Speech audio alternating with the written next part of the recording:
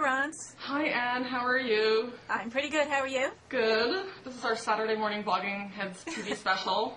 Yeah, where are you? Are you in Washington? I am in Washington. I'm filming from home, and I guess you're filming from the office. I'm in my office at the University of Wisconsin. Well, in Madison, Wisconsin. Well, I wish I could say hello directly and see you, but I can only see myself today. This is, I guess, the Bob Wright Estrogen Challenge, perhaps. I've heard it referred to as such, where in part of the ongoing effort to increase the female viewership, we're going to talk about... Do women want to look at women? It's actually the case, which is why there's so many more women on television news stations than there are in, say, newspaper op-ed pages, because on television, you notice it a lot more, and then people just think it's a little weird. Also, the majority of female TV watchers are female, and they want someone who looks like them. Well, I would think that men would want to look at women too, so I don't know why they don't give all these jobs to women. They do. In fact, there's a sort of standing joke in newsroom circles about the format for local news, where it's basically your grandfather and his second wife, the sort of older man, younger woman as the co-anchors. And yet Katie Couric isn't doing very well. No, she's not, actually. And apparently it's just that women don't want to watch the news, so it doesn't matter if it's a woman. I actually just think it's that she's... I don't watch the network evening news just because of the time of day that it's on, and I haven't done that for years. But yeah, me neither. I think that's a large part of the problem. But in her case in particular, I think there are also issues with them having made a change to a softer format at the same time they introduced her. And I'm not sure that people want that softer format from their evening news, and they especially don't want it from a woman.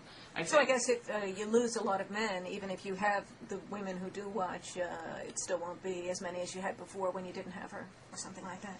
Yeah, I think you want a news person in there who's going to come across as being aggressive. But anyway, they brought Rick Kaplan in recently, who's fantastic, and he should. So I'll eagerly await the outcome of those changes that he made. Well, in the Bob Wright theory of what makes women watch blogging heads, if women would in fact watch blogging heads, my idea was I thought more women would watch. This is just my theory because this is what I would like. If the subjects changed more often, I had this idea that when there's just a guy or woman holding forth for a long period of time, that it reminds women of all the times that men have just kept talking and didn't seem to be interacting properly. Yes. No, I've been thinking about things like this a bit recently.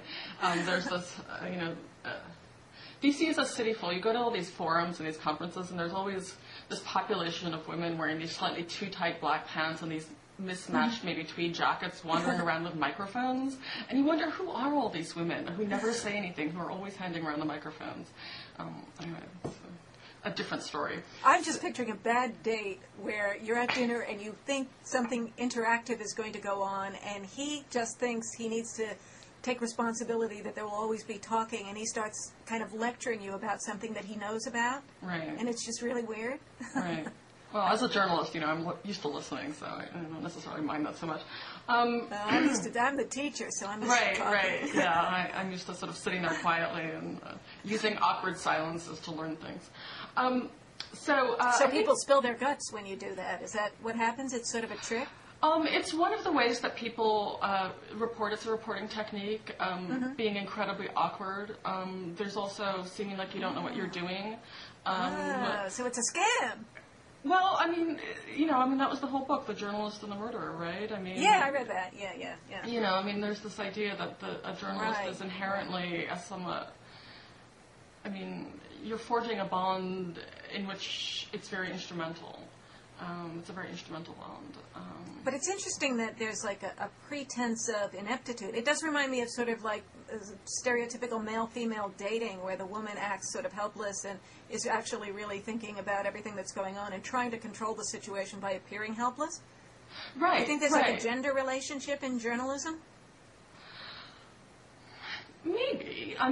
Maybe only because you're in the sort of questioning role, and you're putting yourself in that sort of subservient questioning role. I mean, it depends on the kind of journalism you're doing. I mean, people do also, very confrontational. I mean, television journalists in particular, because they need footage, have to be much more direct and confrontational. And people who are, for example, doing narrative or immersive journalism, where you're basically spending 2 months getting to know somebody and like hanging out in their hotel room until 2 in the morning. Yeah, that's like Journalist and the Murderer. I always get in these journalist situations where I get a telephone call from a journalist because a Supreme Court case or something like that came out, and or there's some legal issue, and what they do is the kind of bad journalists I always end up in, not always, but sometimes end up in the interactions with, they just keep asking me the same question, and they're obviously trying to get me to say a particular quote. They already have the quote they want to put their name on. Right. And I can tell that they're doing it. Right. And sometimes it works. I mean, it sounds horrible to be on the receiving end of it, but sometimes it works. Right, but only if you're duped. It's sort of like you talk for 20 minutes, and then you see the one quote they used. It wasn't like anything else you were saying, but you realize that was the thing that person was trying to get me to say the whole time. Right. Or sometimes you have a very long interview with somebody, and they wind up making news in the middle of the interview that you didn't expect, so you write some completely different story, and then they feel totally betrayed, which is what happened, I think, this week with Barack Obama's pastor, who... he was very upset about his treatment in the New York Times, because he felt that he gave this 2-hour interview for what was supposed to be a story on Barack Obama's spiritual biography, and then it turned out that he made news during the interview where he said, Barack asked me the night before not to speak at his announcement. So, of course, the newspaper, being a newspaper, went with the new stuff. Absolutely, you can see why they do that. Yeah, but he felt quite betrayed by that and was seemed to be quite angry this week. But so, shall we move on to our planned topics? No, I was just partly this is the planned topic in my view, because if the question is Bob Wright's estrogen challenge, on my theory, we need to change up the topics a lot and try to be very sort of opportunistic about some topics come along and talk about them quickly and flip around a lot. Okay, so we'll just have a conversation and we won't get all meta on it. But, okay. But anything you want to say about Bob Wright, then? I think there was only one other Blocking Heads where there were 2 women. I did one with Amy Sullivan. That's it? Yeah, I think that was the only other time, yeah. I have to admit, I'm a reasonably new viewer of Blogging Heads. You haven't watched them all? I have not watched them all.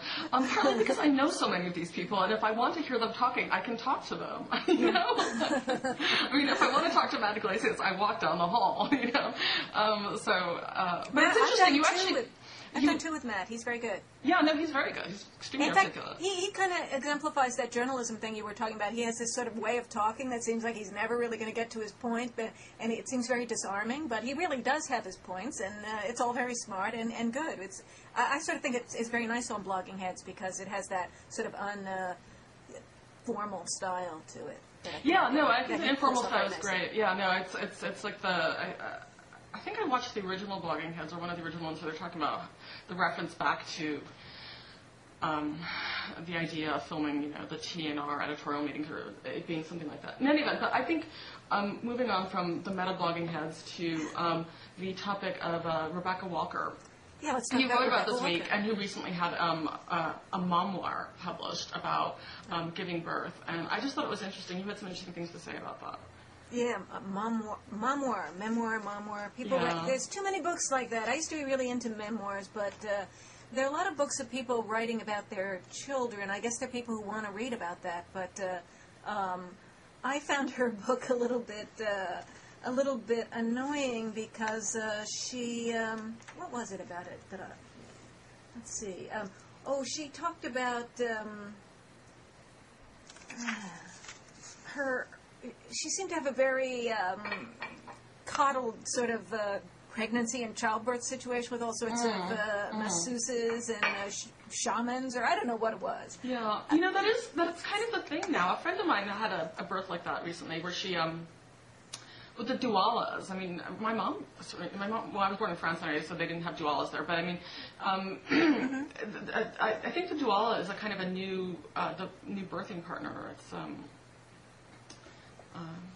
But I think I haven't read her book, and I met Rebecca Walker actually in New York when I was 19 at Naomi Wolf's place in Tribeca right after she got back from England, and you know. So that was what, about 10 this was, years ago or so? Oh God, or that was probably 20? 15 years ago. 15 years ago? Don't worry, I'm way older than you. However old you are, I'm way older than you. Yeah. So you can admit all your age issues.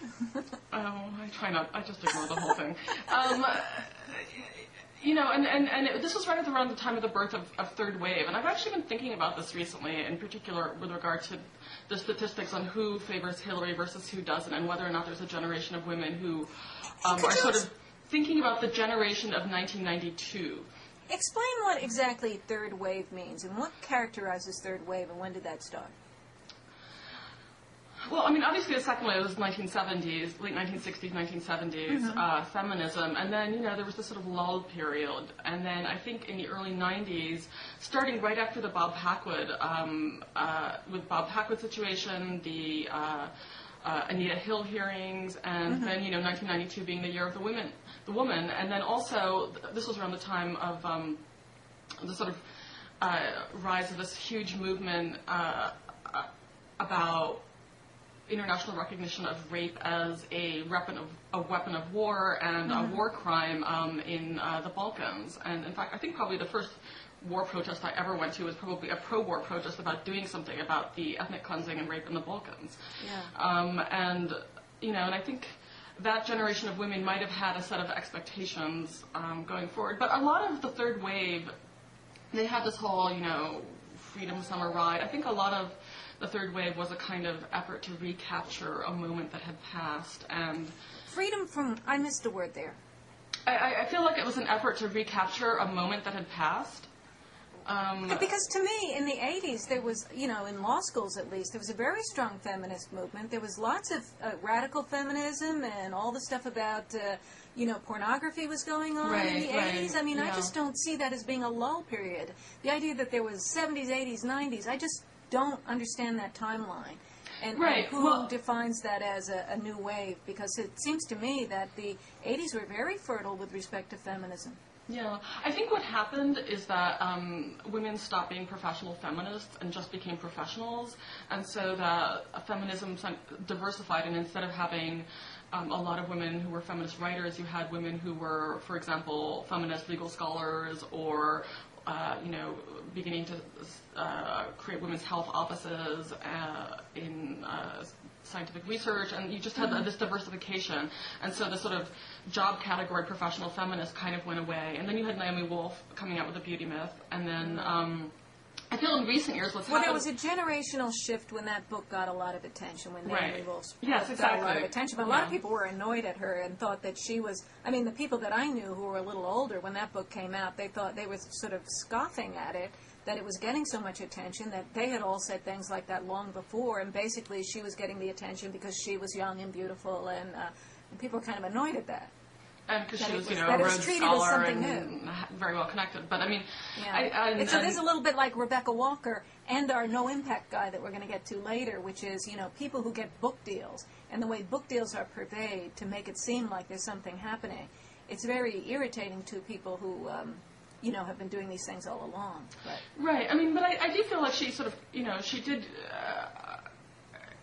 She was writing at a moment where there was a lot of interest in what she had to say, and I mean, it wasn't a bestseller just because of marketing. I mean, a lot of people write books and nobody buys them, and so she did touch a nerve, and a really, I think, was very important for people at that moment in time. And I think what's interesting and what's happened, and getting back to the whole memoir thing, is that the conversation has shifted away from feminism per se to motherhood, and I feel like we're having this whole mommy wars battle as a kind of subsumation of the feminist conversation into the cultural sphere, and instead of having arguments about how do we better structure, you know, public life and the professional world and so on, we are having these battles about how to be a mother.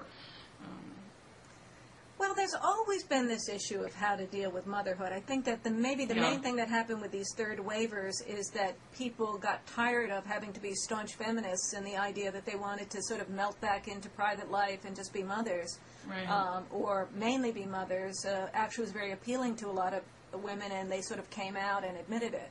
and they go through these transitions, and then as they realize that they're there, like Rebecca Walker, they write a book about it, and it's all treated as if it's some exciting new thing when it's really the same old story. Yeah, I think it's, I mean, Judith Warner wrote a book about motherhood that I think did say something new, because it said something about a number of women's experiences in a way that was very contemporary, whereas Rebecca Walker's book sounds like it's much more personal, and I think that there's a point where the personal just isn't political, it's just a memoir by someone who is the daughter of a famous individual, and makes her more like Molly Young Fast or something like that. Which is the daughter of a sort of major figure from the 1970s. And, it's hard growing up in New York. Well, to me, if the people involved are rich and are obviously coddled, then the story of how they dealt with going into motherhood and so on, to me it's not really very interesting, because it's not the real struggle. It's very nice if you have a lot of money and you can do this, and look at my feelings, I'm writing about them in a memoir. I mean, unless you're writing about them in some wonderful literary style that's particularly striking or hilarious or something, I don't see why this woman is the one that is getting she had 2 articles on her in the New York Times on Sunday. Kind of drove me up the wall, because it just seems to me it's only because her mother is Alice Walker. Right, but I mean, a lot of people get things written about them because of who their parents are, so it's hardly unique to her. But you met her, so tell the story. Well, no, I felt the same sort of thing. We were having these. She just graduated from Yale, and I hadn't started college yet, and I came from a very different kind of economic background than she did, and I just felt, I don't know, I felt like it was this sort of group of very glamorous, privileged, Ivy League educated women, and subsequently I then people would probably say I became one of them, but at the time I wasn't, and I found it sort of alienating, and I can see how people who don't have that kind of background would find it alienating or sort of irrelevant, for example. Anyway, but she lives in Hawaii now, and she's happy. I think the more interesting thing is how many women there are who were these very political out lesbians in the 1990s who I know who are now married with kids. I think some people, I think some women were lesbians for political reasons, or for, that wasn't not in the 1990s. So I mean, I've known a fair number of women who would say things like, well, I shouldn't say it, but, if I can't find the right man, I'm just going to go with a woman. And I always felt like... And do they? Or do they just say that? No, the ones I've heard say that, I think maybe it's more of a joke. But I think that among younger women, maybe maybe it's a phase one could go through. But if you don't really have the orientation, I would think that you would, you'd backslide to your original feelings, don't you think? Well, the word phase is kind of problematic, just because I think it makes a lot of people feel like they're not taken seriously when they are actually gay. But I guess I was theorizing that they weren't actually gay, but they right. No, I mean, there's a lot of, for example, Maria Morgenti, who did the film The Incredibly True Story of Two Girls in Love, is also, I believe, married with children right now, and one of the former editors of Gay Community News in Boston is now married with 2 children here in Washington, and, she's like a Yale-educated lawyer now, and so there's a lot of back and forth that's sort of interesting and undiscussed, because it's politically... It doesn't quite fit into the categories, and and it doesn't fit into the politics either. Well, I assume a lot of people have sexual relationships with people they're not that sexually attracted to, and I would think, in the end, you should figure out what you're really attracted to, and that should be your relationship. Right. But maybe some people go in the other direction, and they go to someone who they're not attracted to because they want to have a traditional family. I couldn't say. I mean, I don't know. I just think it's sort of an interesting social phenomenon, sort of Anne Heche versus Ellen DeGeneres, like there's some people who are more one way and some people who are more both ways. In any event, speaking of people who are all kinds of ways, we were also going to talk about polygamy, and in particular a recent New York Times piece about African immigrants who are polygamous. And because there was a big fire where a lot of people, a woman and 9 children died in a fire. And then I think it was understood afterwards that this was a polygamous household, and that led to some news coverage in the New York Times about how common that really was, I guess especially from people from Mali or other parts of Africa, West Africa. Mm-hmm. Yeah, no, I mean, it's a very interesting question. And I mean, I guess the one thing I wasn't quite certain from the story is, I mean, if you're a practicing polygamist, but the customs through which you're married are not respected by U.S. law, to what extent are you, I mean...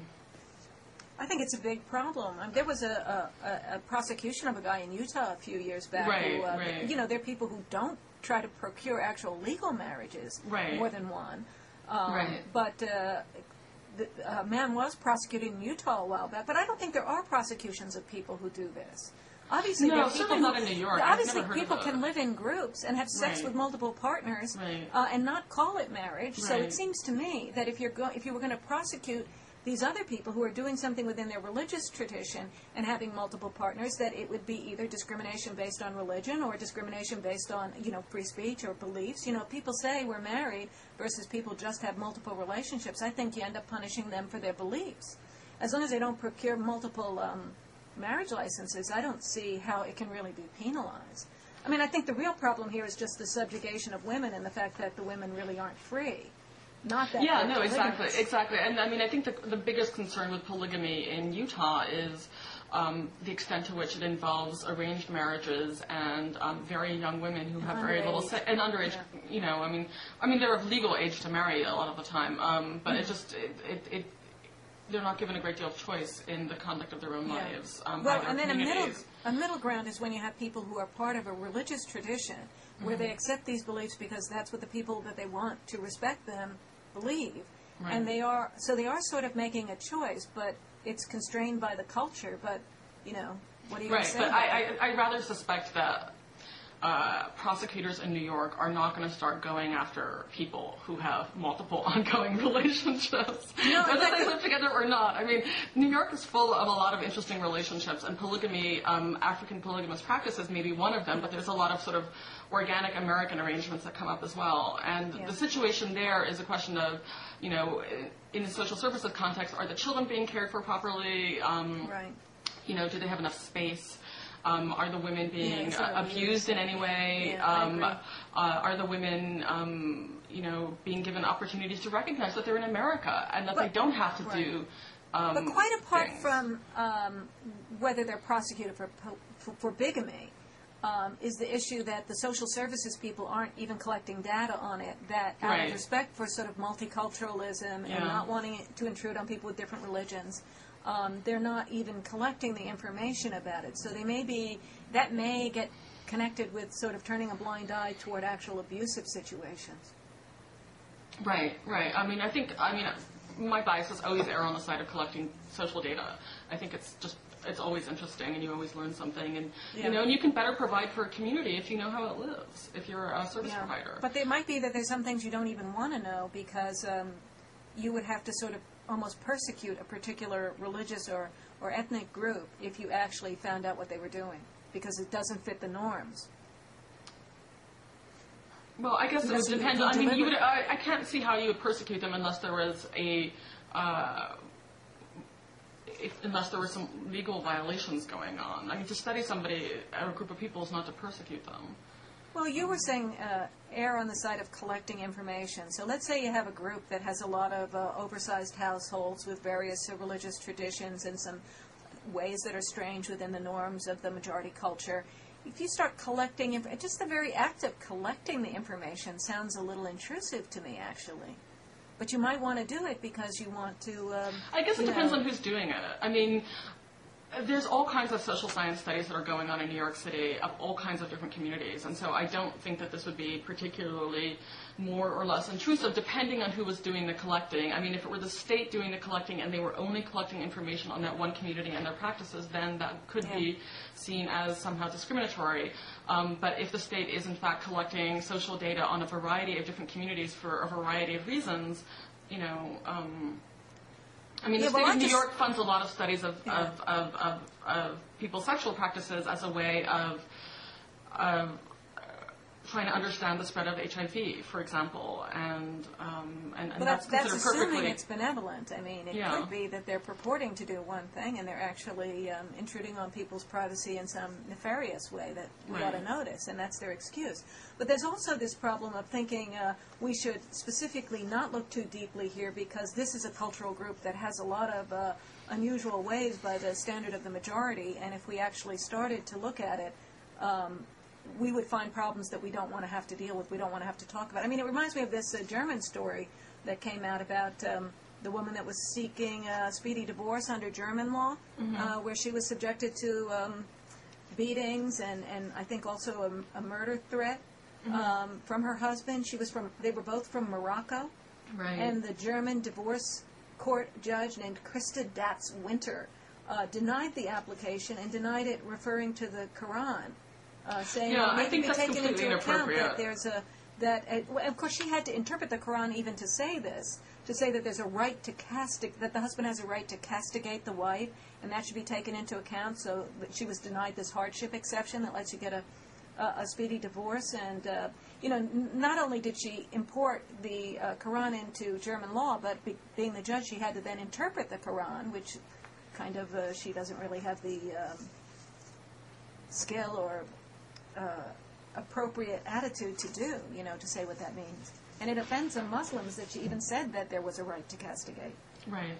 Right. I mean, I think that's inappropriate, and obviously our legal system is different, and I think our legal system is much less sensitive to cultural differences as an excuse for things like this. For example, in the case of female genital mutilation, I think the courts have taken a fairly strong stand against that, haven't they?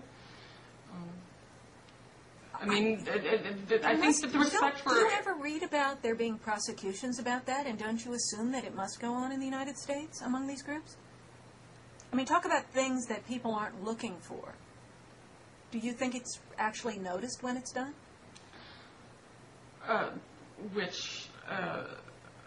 Female genital mutilation? Yeah. Don't you assume it goes on in the United States and you never hear about it being prosecuted?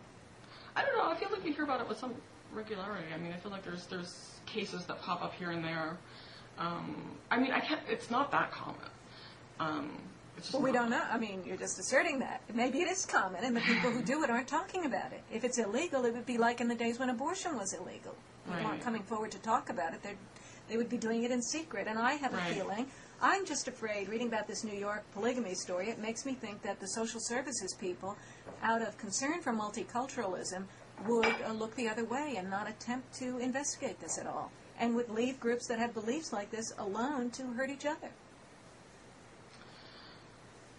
I would need to know more about how social services in New York operate, and more than just the one New York Times story before I'd want to make any assertions No, about I'm not making any final judgments either. I'm just saying I have my suspicions that sort of some kinds of politically correct beliefs about multiculturalism could, mask great wrongs in this country that we're just not seeing and don't want to see.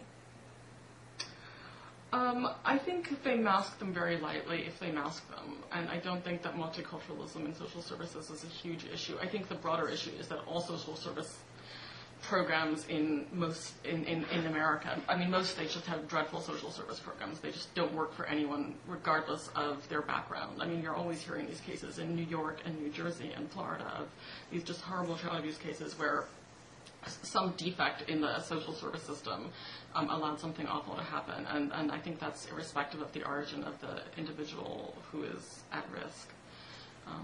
Could I elevate a story that's a little further down on the list and bring up the No Impact guy at this point? Because the No Impact guy is a man. What is his name? He's writing a book. What is the guy's name? Where is it? He's living on Fifth Avenue, but he's sort of living like the Unabomber or the Amish or something like that, and trying to go off the grid while still living on Fifth Avenue. So the headline in the New York Times emphasized that he wasn't using toilet paper, but I mean, I don't know if they've completely turned their electricity off or what, but they're composting their own excrement and things like that, and he does have a wife and child who are going along with it. And I was just thinking, when are the social services people going to take note of that? I guess if you've got a book deal and a fancy theory behind it, you can treat your family in strange ways and actually make money off of it.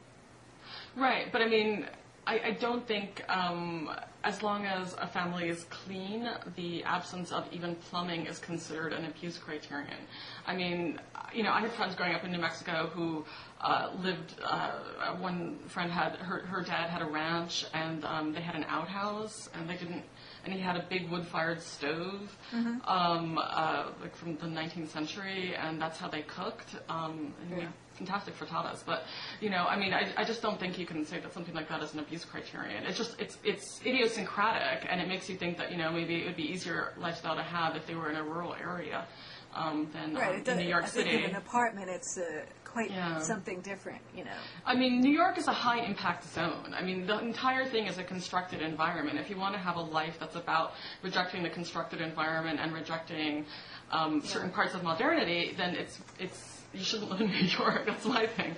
Anyway, it just sounds like a marketing gimmick for a book, and I feel sorry for the kid because they're going to have some issues growing up. I feel sorry for the wife, but what I said on my blog was just like other things that women will do for their writer husbands, They're self-sacrificing. But people do all kinds of interesting things. I mean, and maybe she considers it an adventure too, and it's partly her story. And let's hope so. I mean, you kind of assume that she doesn't want to be a participant. Children never get a choice. They're always put through whatever ridiculous routine their parents think is appropriate. It's always wrong. Yeah. But this is that's another one of these book deal stories. I think there are a lot of books that are not. People don't write. Maybe people don't read fiction or write fiction so much anymore. People don't read serious nonfiction like, hardcore science books and so on. There are all these, I actually like them myself, but there are all these sort of nonfiction books that are based on, personalities and people doing sort of quirky things or, celebrities' personalities, things like that. So it's sort of light nonfiction. And, I guess if you want to be a writer these days, you think of some stunt like that. Like eating McDonald's for a year or whatever people do. Make a story out of it. Make a movie to go with it.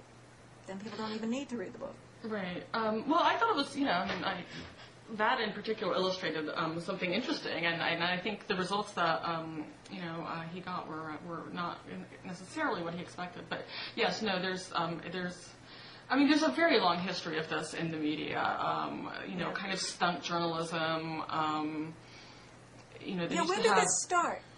Where's your starting point when you say that?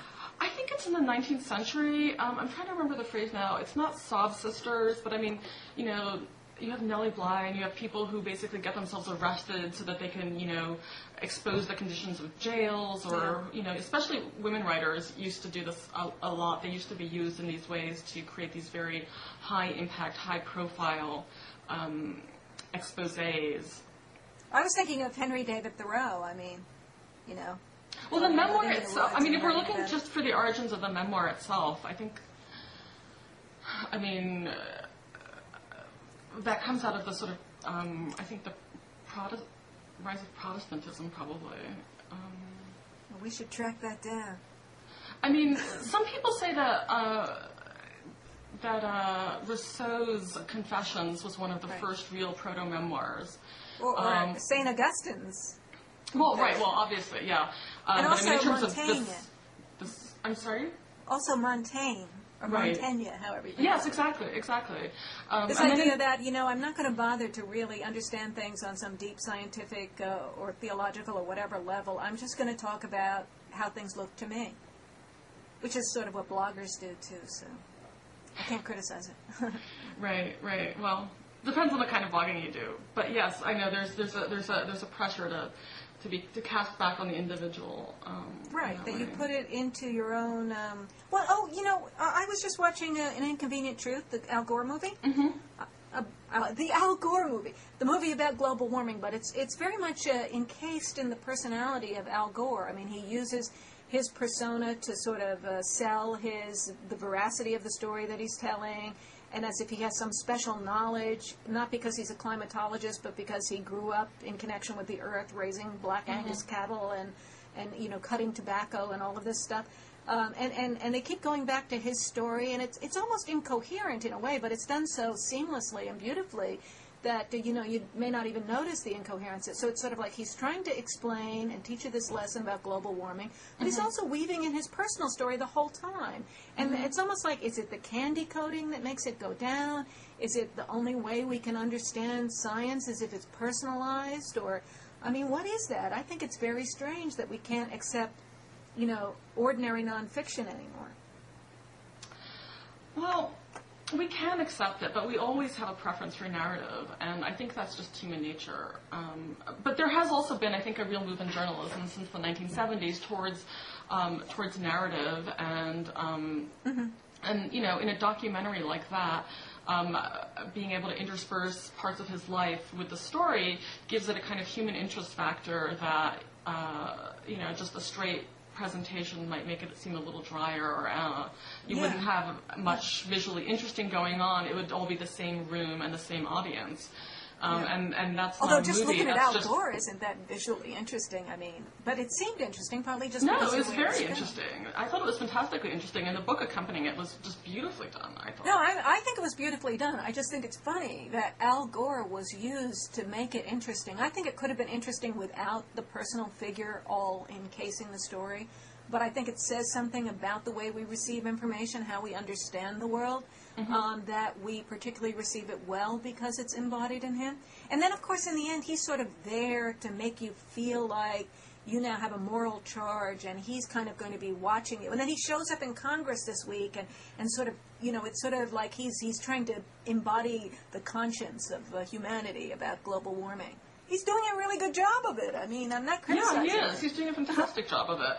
And, it's been great for his polling data, too. But it's been great for his polling data as well. His negatives are going down. Oh, his polling data. So do you think he's going to enter the race? I've heard that there are scenarios under which he might enter the race, but my bias on thinking about this is that he probably will not enter the race. And I think that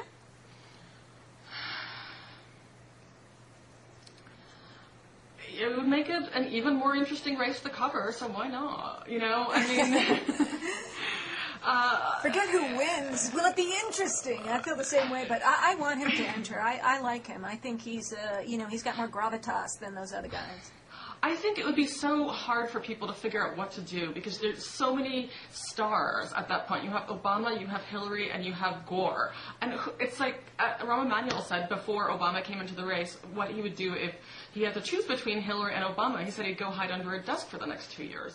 And I think, how are people going to make this choice? They have historic loyalties to Gore. There's a tremendous groundswell of affection for him now because of this movie and because of this feeling that, he has become this grand truth teller. He was right on the Iraq War early on. He gave these speeches that were very bold at a time that nobody was willing to stand up and say anything. He believes in energy independence, which, even the neocons say that, Al Gore's energy independence agenda is basically a way to stick it to the Saudis and like that. And so... and he has foreign policy experience. He has a tremendous foreign policy experience.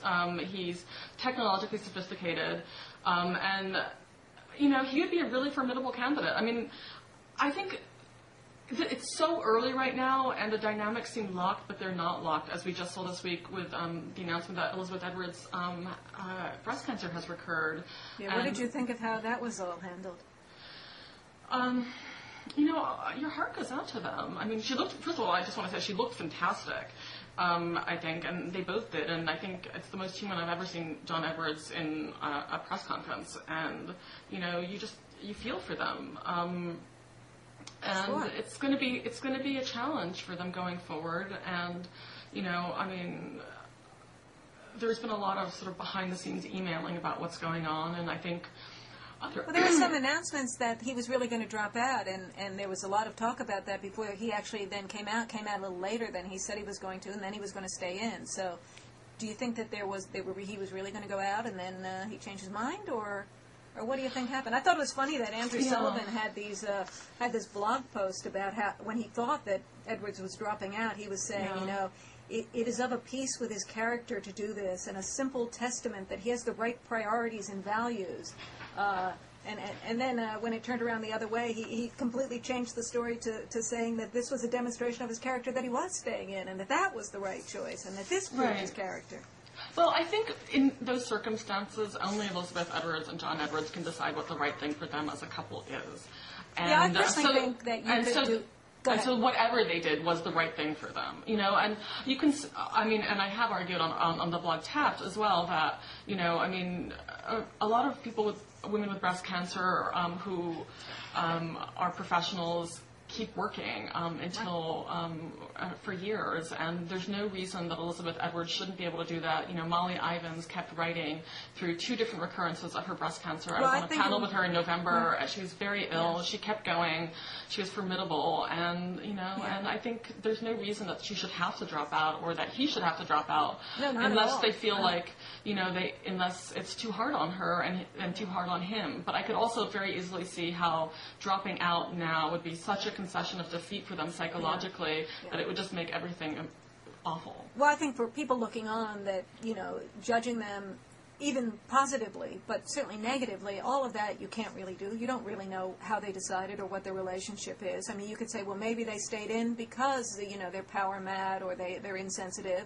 Or maybe if they got out, it would be because they were weak or whatever. So there could be good or bad to staying in or getting out, and you just don't know. I think it's one of these situations where when you get into these very personal areas of a person's marriage and their decisions about their health and things like that, it's about the internal dynamics of their marriage and their family, and there's really it's very difficult for outsiders to make.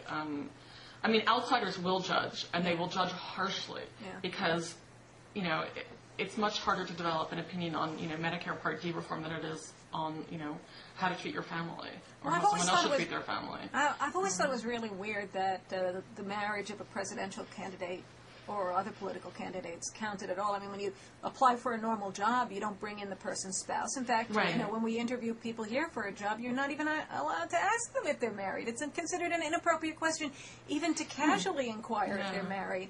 And then somebody's running for office, we act like not only do we want to know this fact, whether they're married, we want to see them come out and demonstrate it in public, and then we're going to judge their fitness for the job depending on how well they pull off the stunts of being a public couple. It's pretty absurd.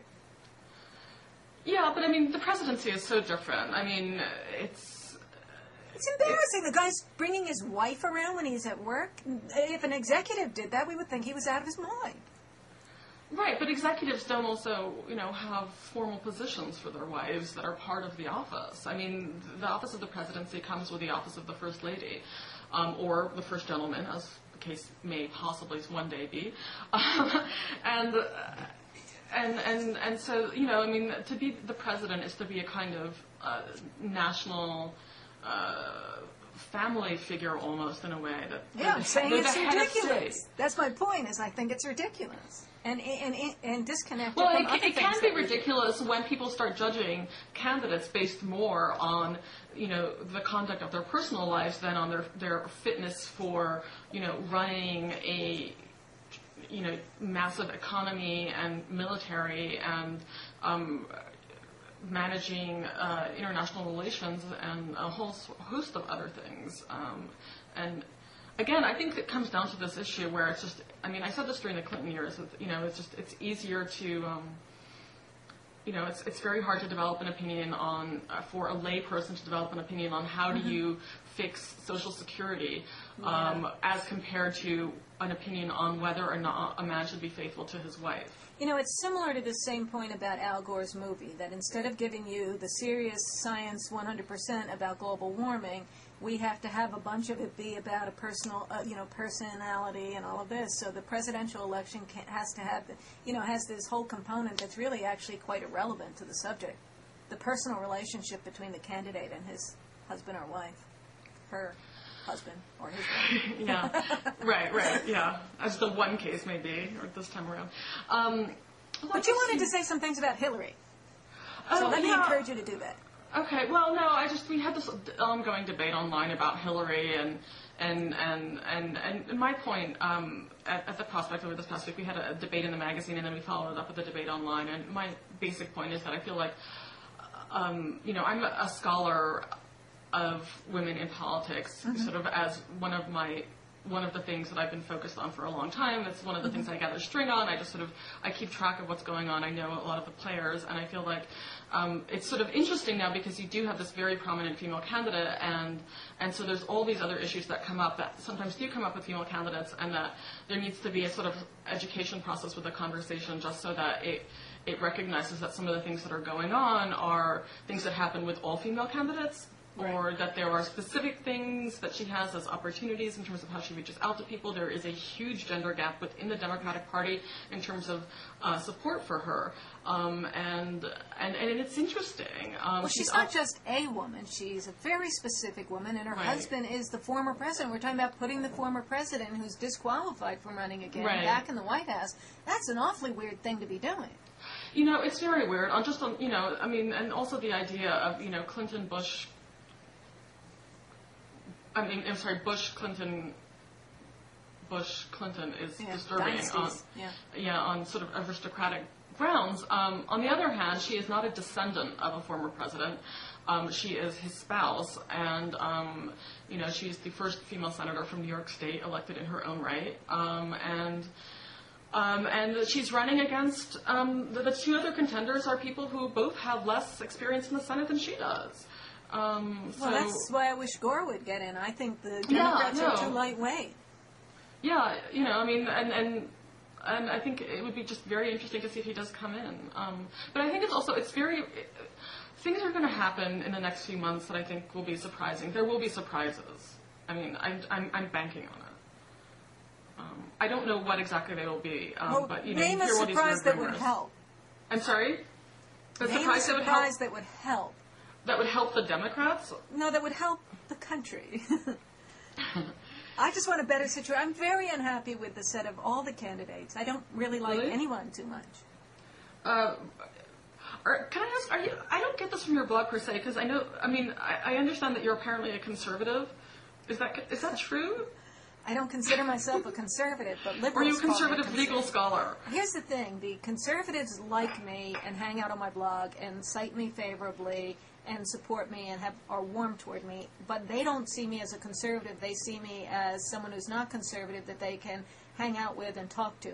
Liberals call me a conservative and are very antagonistic to me, and I get a lot of nasty things, including from your little outfit over there, Tapped.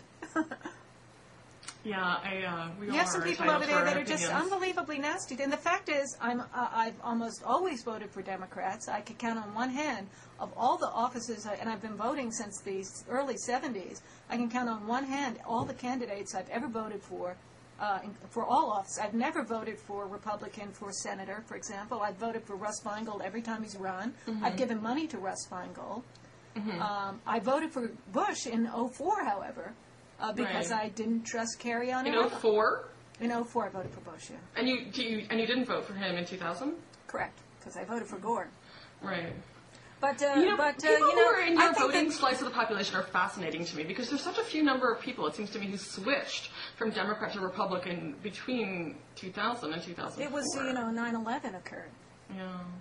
But what really just has been very distinctive to me, my experience in the blogosphere has been the old cliche that conservatives are looking for converts and liberals are looking for heretics. And obviously, I've just been targeted as a big heretic, and I get abused all the time by people who I share 90% of the positions with. I support abortion rights, I support gay marriage, I write pro-gay rights things all the time.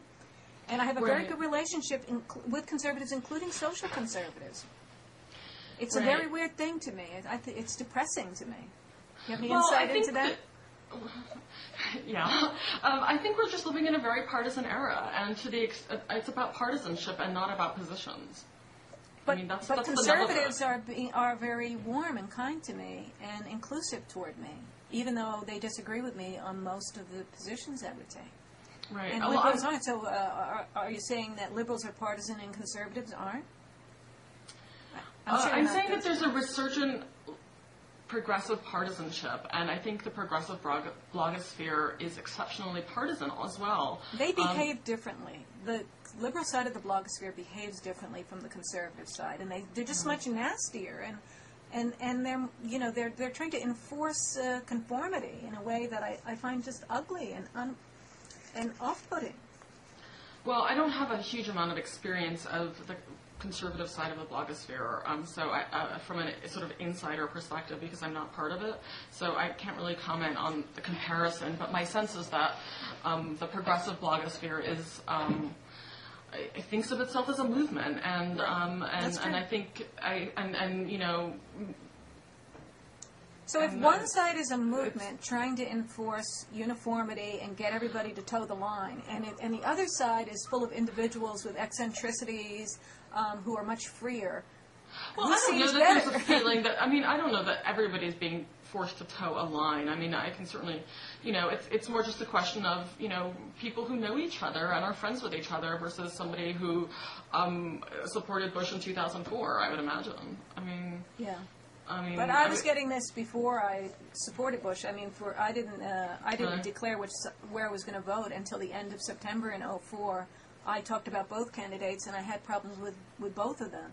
Right. And the thing with the whole primaries, I voted in the Democratic primary. I voted for Edwards in the Democratic primary. Yeah. No, the conservative blogosphere may be a little more low-key, but, you also have conservative talk radio, which is exceptionally nasty and vitriolic and personal and highly partisan. And I think the progressive blogosphere doesn't even compare when compared to conservative talk radio. And for whatever reason, progressives don't have a talk radio format in the same way. And the blogosphere is the equivalent of their talk radio to a large extent. And so it maybe has a few of the same qualities, but not as many. It's a hot medium, definitely.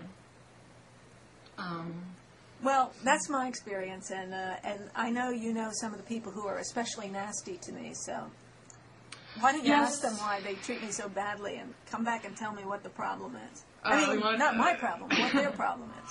Well, I'm not aware of anything until the whole sort of Jessica Valenti breast controversy. So I know that there were some grudges and hostilities that came out of that round of discussion. But that's the blogosphere. It's a tough place. Apparently, it's an extremely tough place. And, one of the best things I'm not complaining about the fact that I have to be tough and fight back, because I will. I will stand my ground. I don't accept your... you do. Wait a minute. I don't accept your saying the Jessica Valenti breast controversy. I consider that an insult. I'm on the verge of hanging up with you for bringing it up that way. I think it's nasty and character assassinating to talk about it like that. There's a whole controversy that could be explained if it was one of our subjects. It could be explained in a way that would make sense to people, but you just throw out a term that's character assassination toward me, and I don't like it. Oh, I didn't mean to do There's that a whole story there. If you want to talk to me personally about it, why don't you find out what the story is and raise it in a way that has a factual context that makes sense to people, instead of throwing out a term like that that's just an assault on me. I find it very offensive. Oh, well, that was certainly not my intention. I had watched this one segment where you and Glenn Reynolds were talking about it, and I think it was a phrase that was used within that discussion, so I certainly didn't mean to. You work in a context with people who try to assassinate me on frequent occasions, who say the most nasty things about me with no cause, or just any context. They take things out of context. It's a very nasty, ugly thing, and, I don't like it at all, and I don't like just glancing references to it in a way that makes me look bad like that. It's not part of what we're talking about. We haven't developed the context. And to just throw out a label like that, which is the label from the side of the people who attack me in the way I'm trying to talk about, and saying that your side of the blogosphere is ugly, I just consider that undermining and against the whole context of trying to have a conversation here. Oh, I'm sorry, I didn't realize that it was such a sensitive topic. Because I haven't followed it that closely. And it just, there was a controversy, right? We can talk about it, but it sounds like you don't want to, and I'd frankly rather not. It's old, and it would take a long time to explain, and I don't even think it's interesting to listeners. No, I don't think so either. It's just a blogosphere flame war. Okay, but you were bringing up the context of my colleagues, and I was just saying that's the only... controversy that I'm aware of. If there's other ones, I don't follow some of these intra-blog controversies. Right, I don't like them either, and I don't think they're appropriate as subjects for blogging heads. These are flame I don't wars. either. And what I'm trying to say, as on the overarching point, is that the left side of the blogosphere is vicious and unfair and nasty to me, and I don't like it. And I'm trying to ask you why that's the way they treat me when I support most of what they're for. Meanwhile, on the right side of the blogosphere, where there's much less overlap with what I think, I'm treated in a very warm and connecting kind of a way, and you're really just underlining my point by bringing that up like that. And then I'm not going to try to defend myself about it because it would just bore the listeners. It's an old blogosphere framework. Okay, I'm sorry I brought it up. I didn't realize that it was such a touchy subject because you had talked about it on one of these episodes previously, so I thought it was okay to talk about it. But depends on how you talk about it. I don't like it being brought up as just a way to undermine me and make me look bad in an out-of-context way. Yeah, I'm sorry. It was just a shorthand for describing anyway, I just want to say one thing, which is that I'm not a spokesman for the progressive blogosphere, and I don't think they want me to be a spokesman for the progressive blogosphere. I'm not on the lists, and I'm, I think you can't.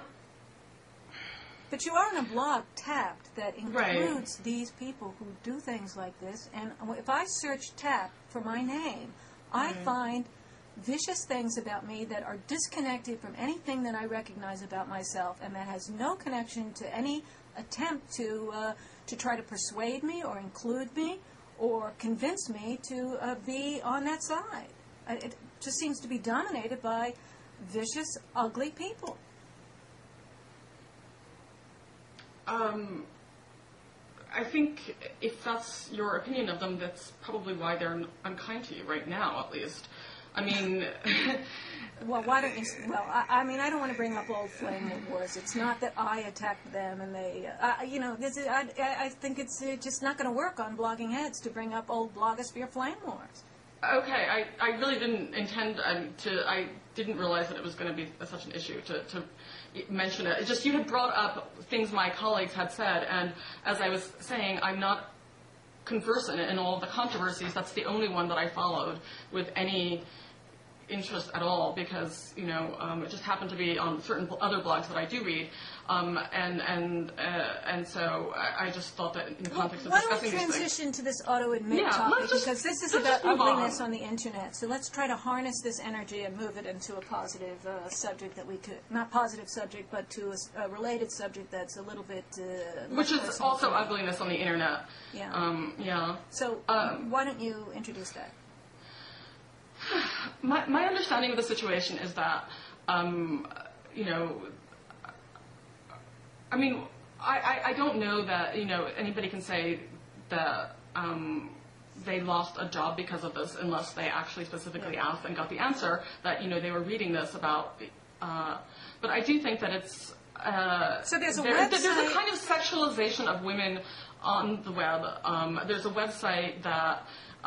here, why don't you explain the facts of the story? I feel like it's been discussed on Blogging Head previously. And but I don't think we can assume the listeners remember the reference in a couple of Blogging Heads episodes back. Okay, so go there's ahead. a website called Auto-Admit, and it just allows these sort of chat boards of people with pseudonyms, and they talk about their law students and prospective law students, and so they just talk about whatever they want to talk about law school, and one of the standard topics is to look at pictures online of various students at different schools and to just talk about how they look.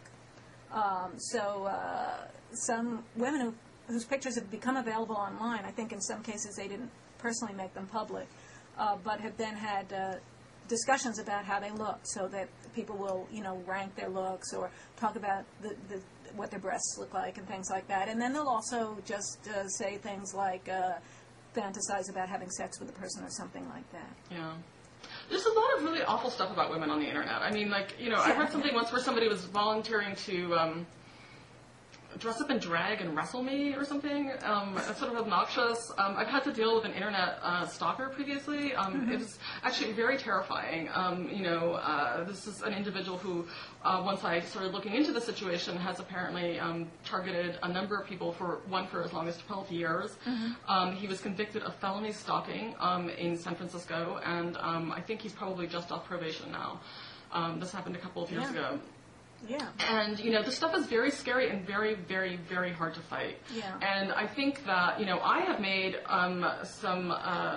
I have been unpopular in voicing this position that I don't always think that anonymity on the internet is a good thing, or even pseudonymity. And I think that there is a real movement away from that now on a lot of websites, which I consider a wonderful thing.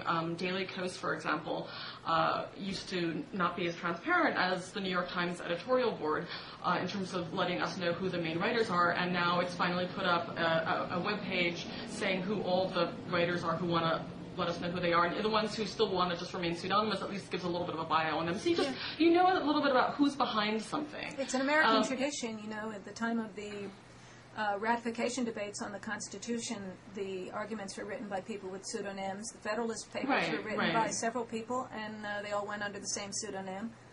So it is a tradition. There's a long tradition of it. There's a tradition of pseudonymous writing, of novels. There's Joe Klein's anonymous book as well, Primary Colors. So there's a lot of anonymous writing that goes on. It's just more of a question of what do you do in a context where there's a kind of level of nastiness and what seems threatening and damaging, sort of loss of control of image for someone who even considers themselves a private individual. Yeah. And I feel like a lot of jurisdictions are trying to work on developing better laws around what is considered online stalking. But we have free speech, and how these things are defined matters. I think if you have people talking about how a woman looks in a picture that's up online, that to try to repress that violates free speech. I mean, I think that people are free to talk about how people look. I mean, I really think the visual world is an important part of human life, and how people look is important, and you can be very censorious about it and say, oh, no one should ever talk about how a woman looks, and this is some kind of a violation of a woman to talk about how she looks. But I mean, it's just such an important part of life, how people look. And to write about how people look and to become emotionally involved with the way people look, it's such a part of human life. To try to purge that out of the internet is just unbelievably repressive. Yeah, but somehow it's always certain people talking about other certain people in a particular kind of way. And I don't think if it were just a matter of, I think if it were a matter of there being websites where everybody was commenting on, everyone else, it would be one thing. But if it's a situation where there are certain women who feel themselves to be the object of a great deal of sexual discussion, it can seem harassing. In a way. Right, I sure can feel that way, and it can seem harassing. I'm just saying that as a remedy, any cure is worse than that disease. I mean, no matter how diseased you think that is, the cure is worse. AutoAdmit, could just set a policy that we don't, deal in discussions of people's appearances, and that can just be their institutional policy as a website, and that solves the problem. Because they're not. You can develop a kind of a self-enforcing culture about that within the. Yeah, exactly. Yeah, exactly. You don't necessarily need a legal remedy. You can just have a sort of a business remedy. Well, I think that calling attention to it the way that's been done with that Washington Post article about the women who claimed that they in fact lost jobs because guys talked about how they looked on the web, which I never believe. I think that all the attention that they got, all the shock, I think it, as my mother used to say, you'll only encourage them. Acting aghast, acting all wounded is counterproductive. You're not going to be able to repress it, and by acting all sore about it, you're only rewarding them for what they've done. I really think it would be much better and much more liberating for women to just laugh it off or be tough about it. And I'm not saying that because I don't care and I don't think people have feelings, or that, it isn't actually possible to be frightened by things like that, but just because it's more effective and it's more personally empowering. This thing of going to the government or one's the school administration, like they did at Yale, is just looking for, mommy and daddy to save you. I just don't think that that's as helpful as really developing your own personal resources. Well, I think in a case like this, it depends on who's doing the writing, and if you can have any idea of who's doing the writing. Common threads are often, I discovered... If you knew who was doing it, you would sanction them? Well, if there's a specific individual, for example, who in private life is someone who is known to you and who has made it a policy of posting what you believe to be damaging things about you online, you, I think, in some jurisdictions can actually file a harassment claim against them. Well, it would, if it was a true threat, or if it was defamation. It's extremely difficult to prove harassment claims of that kind, but you can file it, and just the act of filing it can sometimes lead to an end of the behavior. I discovered recently... It could also exacerbate it. Yes, and it can exacerbate it. People become much more obsessive. And so there's a question of how do you deal with these things? And it's a question that you have to take on a case-by-case basis based on what you think about who's doing it. I think there's a real movement coming out of this auto-admit controversy that has to do with trying to get active remedies and to try to force force these people to stop speaking and so on. And I just think that's the wrong direction to go, especially for people who are relatively empowered, like Yale law students. Right, but just because someone is a lawyer doesn't mean that they're not able to be injured by something. They're not immune. Yeah, I'm not saying they're not injured. I'm just saying what is the best solution. And there's the whole question also, what is the legal category? Tortious interference with prospective economic gain as well. There is that. If you know that there's a specific individual who resents you for a reason and is posting things about you that you believe are likely to be read by prospective employers, they could, people sue over these kinds of things all the time, or libel. And it's harder in a situation where... Is that what you want to encourage? More lawsuits with people trying to get remedies for free speech online? Is that good? Well, it depends on what people are saying, and if it's harassing. Well, I just think the standard of what counts as harassing should be pretty high. I think it is very high. It's very high. And, people can file suits over all kinds of things, and they do. And that's our legal system, which is also a free system. And, the courts have a fairly high standard, I think, on the proof question on these things. I just happen to be sensitive to the perspective of the person who is dealing with something like this. I'm sensitive to the way they We're feel, but not to the impulse toward repression. I think that we should be supportive of free speech, especially on the internet, and that this urge that's being stirred up to shut places like that down and to attribute all kinds of consequential harms like not getting jobs and to create a lot of stir over that, I think is not helpful. And I think that the holding out that there are going to be remedies for this is counterproductive. It would be much better to, first of all, not reward the people who are doing the bad speech by showing them that they were able to get a reaction, right. and to cow people who should be strong, and that also to look for the school or the government to remedy it for you is much less effective than developing your own personal resources and being strong about it, I would say. Yeah, I think... I still think, the courts can decide, and somebody can file a lawsuit, and it can be, this is a relatively new arena. People will file lawsuits, and then they'll get shut down, and then we'll know more about where the law is. People can file lawsuits. Well, so what? I'm saying it's bad to go in that direction, and that courts shouldn't encourage it. To say, but people can file lawsuits. Right. What do you?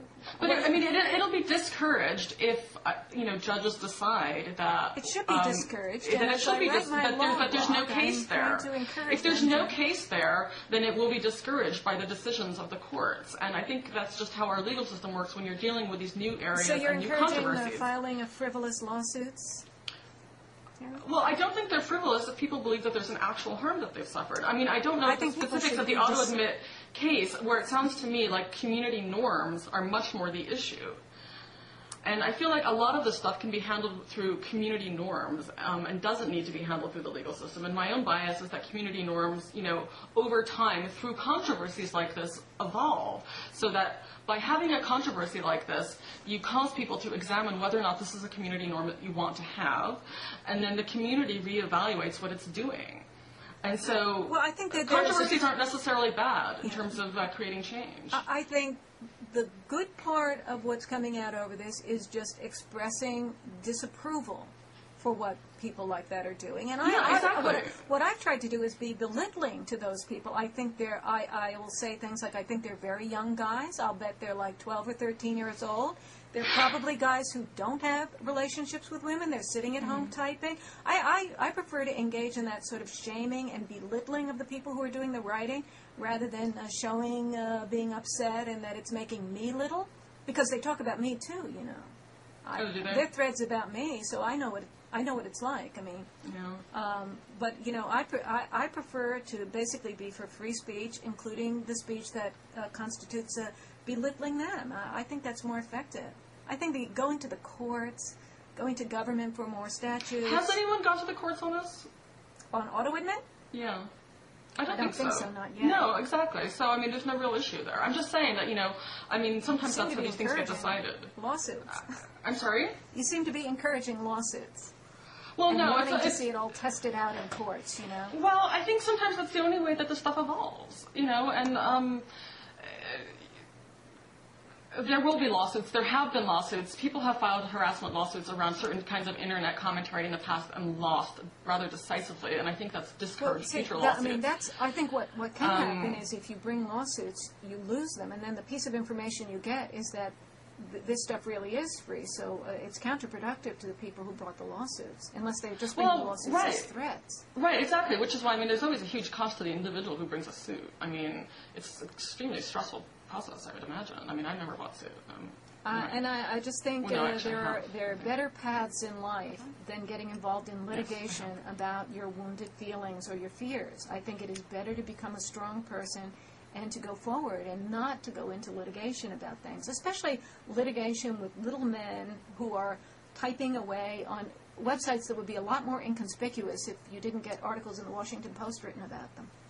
Yeah, I mean, I had to look at this in my own situation. What did I do? I decided to do nothing and just let the thing die on its own. And I was lucky in that, you know, there was somebody else who was being harassed by the same individual who had filed multiple lawsuits against him, which is why I know about this stuff, and ultimately won a conviction for stalking, felony stalking at that. You know, I mean, for a while this guy was in prison on $1 million bail. Anyway. So we got on. Anyway, you know, I mean, this is a very different situation than the automat thing, but I'm just saying, like, that's where my biases on this stuff come from, and, you know, I cannot separate on this particular issue, but it sounds to me like it's a question of community norms, and it's a kind of a thing like with the community norms around, you know, on the sock puppeting or something like that. I mean, it's not the kind of thing that you can regulate. I mean, how are you going to find out these things anyway? It's a question of the blogosphere has a community norm that you don't do it. And if you do it, you get humiliated. This is the more speech remedy that free speech people like, that I would strongly recommend that we work on. You know, criticizing the people and developing a better culture. I think there's a great and sometimes you do that through creating a controversy like this. And so one or two people create a controversy, and everybody sort of talks about it for a while and evaluates differently these things, so that now if somebody looks at something on auto-admit, they know that, you know, taking something seriously on auto-admit is stupid. Right, and they should have known that beforehand, but now it's a sort of official community norm. The idea that employers are looking at things like that and making judgments based on that. I mean, I don't believe it, and I think the publicity is good at getting people to learn that they shouldn't be giving any credit to loose talk on the internet. But I do want to say that I think that the people who are writing on auto-admit, to the extent that they're just talking about how they, you know, describing how women look and talking about rating women's looks and so on, I think that should just be ignored, and there's no real remedy. Yeah, I mean, you have to ignore all these things. I mean, Ellen Goodman once said this thing that I thought was really great, which is that, you know, if you're going to be doing this kind of stuff that she does and that you're now doing and that I do, you know, you basically get to give out chits about who gets to make you feel bad about yourself, and you give out 6 chits to 6 different people who get to make you feel bad about yourself, and that's it. And the rest of it's just, you know, I mean, look at the things that get written about Maureen Dowd. Look at the things that get written about Hillary Clinton. Look at the things that get written about any woman in public life. But, you know, I mean, that's part of getting a profile, and I think that you really get over a threshold at some point, and you realize that when they're doing that to you, it's because you have profile. I mean, part of the reason that, you know, I got very upset before about people criticizing me, but at the same time, I don't get upset because I actually know it's part of having a profile. It's part of, it's part of the game. And, if you want to play it and you're willing to put up with that, it can be useful. Yeah. Well, I think we've gone over our allotted time, actually. Partly just to get away from that stressful moment that we had back there. Anyway, it was a real pleasure talking with you. And I'm sorry I got mad at you. Yeah, no, it's apparently a really sensitive point, and I didn't realize that bringing it up in that shorthand would be that. It's been going on for just, I don't know how long, and I'm so sick of that subject. And I'm just sick of people who always talk about me in those terms, Maybe I should bring a lawsuit against them and see how that goes. Let the court decide. What do you think? Well, I don't think you'd have a case. But anyway, a pleasure talking with you. I hope you enjoy the rest of your Saturday, and until next time. Okay. Bye. Bye-bye.